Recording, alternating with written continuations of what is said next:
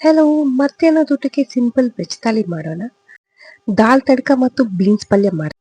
ನಾನಿಲ್ಲಿ 1 ಕಪ್ ಆಗುವಷ್ಟು ತೊಗರಿ ಬೇಳೆನ 1 ಗಂಟೆ ನೆನೆಸಿಟ್ಟಿದ್ದೀನಿ.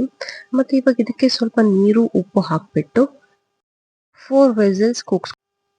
ಬೀನ್ಸ್ನ ಚೆನ್ನಾಗಿ ತೊಳೆದಿಡ್ಕೊಂಡು ಇದನ್ನು ಕಟ್ ಮಾಡಿಕೊಂಡು ಒಂದು ಕುಕ್ಕರ್ಗೆ ಹಾಕ್ಬಿಟ್ಟು ಅದಕ್ಕೆ ಸ್ವಲ್ಪ ಉಪ್ಪು ನೀರು ಹಾಕಿ 1 ವಿಸಿಲ್ ಕೂಗಿಸ್ಕೋಬೇಕು.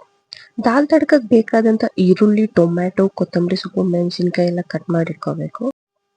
ಬಾಣಲೆಯಲ್ಲಿ ಸ್ವಲ್ಪ ಎಣ್ಣೆ ಹಾಕಿ ಸಾಸಿವೆ ಹಾಕ್ಬಿಟ್ಟು, ಸಾಸಿವೆ ಸಿಡಿದ್ಮೇಲೆ ಅದಕ್ಕೆ ಬೆಳ್ಳುಳ್ಳಿ, ಕರಿಬೇವು ಹಾಕ್ಬಿಟ್ಟು, ಈರುಳ್ಳಿ, ಸ್ವಲ್ಪ ಉಪ್ಪು ಹಾಕ್ಬಿಟ್ಟು, ಸ್ವಲ್ಪ ಜೀರಿಗೆ ಹಾಕಿ ಮಿಕ್ಸ್ ಮಾಡಿಕೊಂಡು, ಇವಾಗ ಇದಕ್ಕೆ ಟೊಮ್ಯಾಟೊ, ಹಸಿಮೆಣಸಿನ್ಕಾಯಿ ಹಾಕಿ ಮಿಕ್ಸ್ ಮಾಡಿ, ಇವಾಗ ಸ್ವಲ್ಪ ಅರಿಶಿನ ಹಾಗೆ ಸ್ವಲ್ಪ ಹಿಂಗೆ ಹಾಕ್ಬಿಟ್ಟು ಮಿಕ್ಸ್ ಮಾಡಿಕೊಂಡು ಸ್ವಲ್ಪ ಲಿಡ್ ಕ್ಲೋಸ್ ಮಾಡ್ಕೊಂಡು ಬೇಯಿಸ್ಬೇಕು.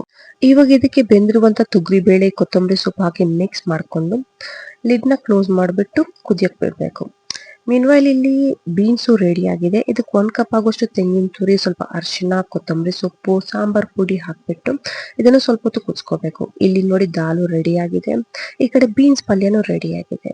ಬಿಸಿ ಬಿಸಿ ಅನ್ನದ ಜೊತೆ ದಾಲ್ ತಡ್ಕ, ಸ್ವಲ್ಪ ಬೀನ್ಸ್ ಪಲ್ಯ, ಸ್ವಲ್ಪ ಕುಕ್ಕುಂಬರ್ ಜೊತೆಗೆ ಸ್ವಲ್ಪ ಹೋಮ್ ಮೇಡ್ ಪಿಕಲ್.